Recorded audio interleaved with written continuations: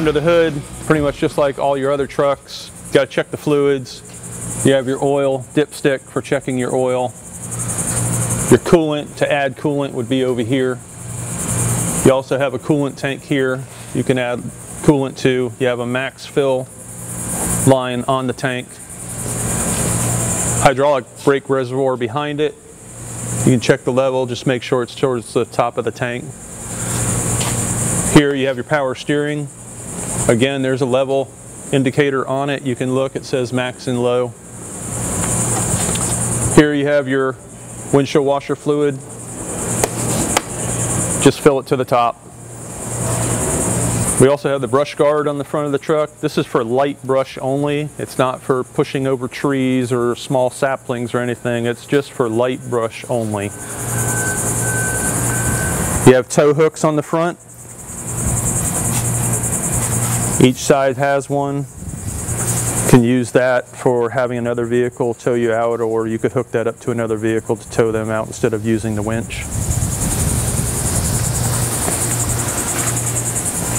On the truck you have your hubs. It has an auto and it has a manual. You can leave them in the auto mode, which is where they're at now. That way when you're in the truck and you switch to four-wheel drive, 2 high, 4 high, 2 low, 4 low, it'll automatically switch into four-wheel drive without having to get out of the truck. It does have a manual on it, so you can turn in the manual, but you don't have to do that unless the four-wheel drive didn't work inside. But it should, of course, work automatically. You're all pretty much familiar with this by now. DEF fluid on the trucks. Make sure you top it off. Don't let it go low. I would say half a tank. Make sure you top it off. It will go probably about 4,000 miles on a full tank of DEF fluid. Here you have your auto eject for your plug-in for your shoreline power. Pretty much everybody should be familiar with this too. This is just like on the engines and the rescues. This will come with the little pigtail that we plug into here and then plug into the shoreline at the station. And this has a charger on it, and the charger, when you plug it in, will show that it's charging the battery. This is to keep the truck charged because it does have Wi-Fi and does have a computer that'll be on at all times. First compartment, it's basically laid out like the engineer's compartment.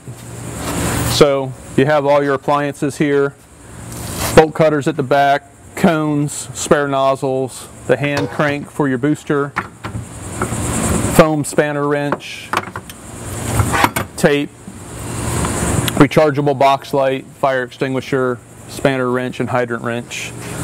Down here you have all the stuff that you need to repair the fencing if you cut it.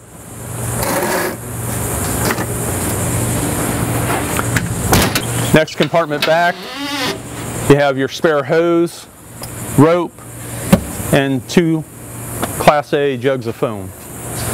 That's 10 gallons there, plus the truck holds 10 gallons of foam in the tank on the back.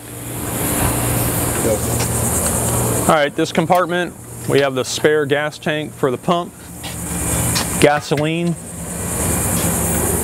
fire axe, sledgehammer. The chainsaw is retained so it won't slide around the compartment.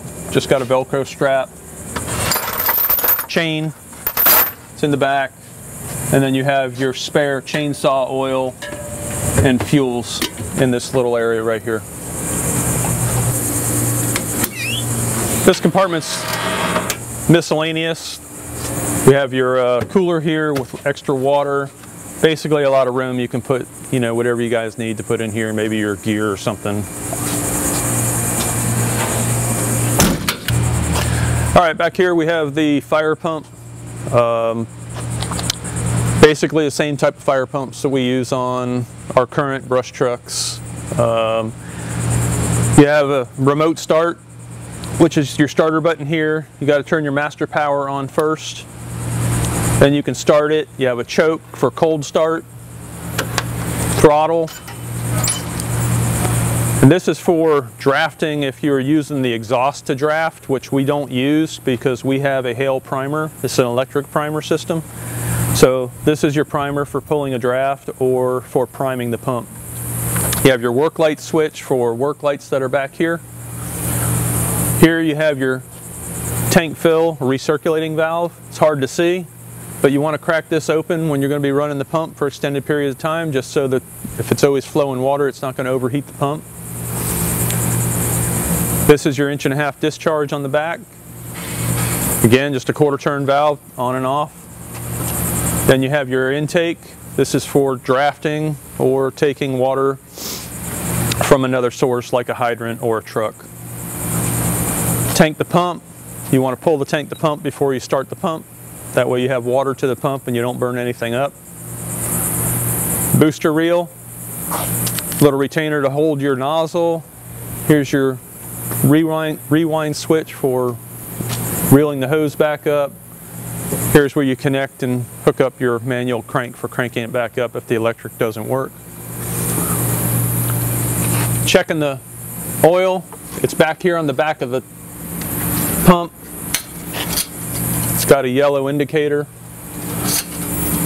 So you'll pull that out, wipe it, stick it back in, recheck it. Back at the back you have foam drain and your foam on and off. The foam on and off stays on all the time, drain stays off. That's to drain the foam tank. The foam tank holds 10 gallons of foam. The water tank holds 390 gallons of water. Foam system operates the same as Brush 242's system, which is basically just an on-off switch, turns foam system on or off. Then you dial your percentage that you want to run. And you have a bleeder here. If you're not getting foam, you can open the bleeder and that'll release the air out of the foam pump system and allow it to prime. Shouldn't be needed unless you run out of foam, but just in case, that's what it's there for. Back of the truck here, you have tool storage. That's for all your hand tools. Rake, shovel, council rake. Hook up back here is for trailer. Your receiver. Gas-powered pump, just like on all of our other brush trucks, except for Brush 242, which is powered by the diesel tank on the truck. It's a 3-gallon gasoline tank. It's got a vent on the top. The vent can stay open because it has a cover, but this is something you want to check during your truck checks in the morning. Make sure it's full. You got your hose lay up here.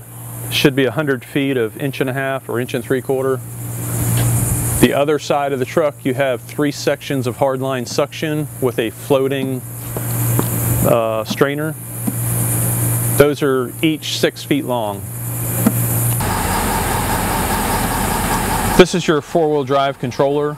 Normally you'll keep it in 2 high. You'll switch this when the truck is in park. This is where it'll automatically shift the truck's transfer case and lock in the front differentials. If during this process you put it in 4 high or 4 low and you find that the front end is not engaged, you can go out and lock them in manually, but they should work automatically. Door ajar light is hooked up to all your doors on the cab and the compartment doors in the back. Alright, to shift this truck into 4-wheel drive, currently we're in 2 high. This is how you want to operate the vehicle when you're on the road. When you're off-road, you want to shift it to 4 high or 4 low. In order to do that, you need to put the transmission in neutral and then shift it to 4 high or 4 low. 4 low is where you want to be in most of the time when you're off-road firefighting. So I don't really see any reason for the 4 high. Mostly you're going to use the 4 low. Once you're in 4 low, you can put it in drive. Should be good to go. It'll automatically lock in the hubs because they're in the automatic lock mode. If you're off-road and the front tires aren't driving or pulling, then you could go out there and manually lock them in. But the automatic should work just fine. just the reverse, and when taking it out of 4 low or 4 high, put it in neutral, and then switch it to 2 high, and it'll process back into drive mode 2 high.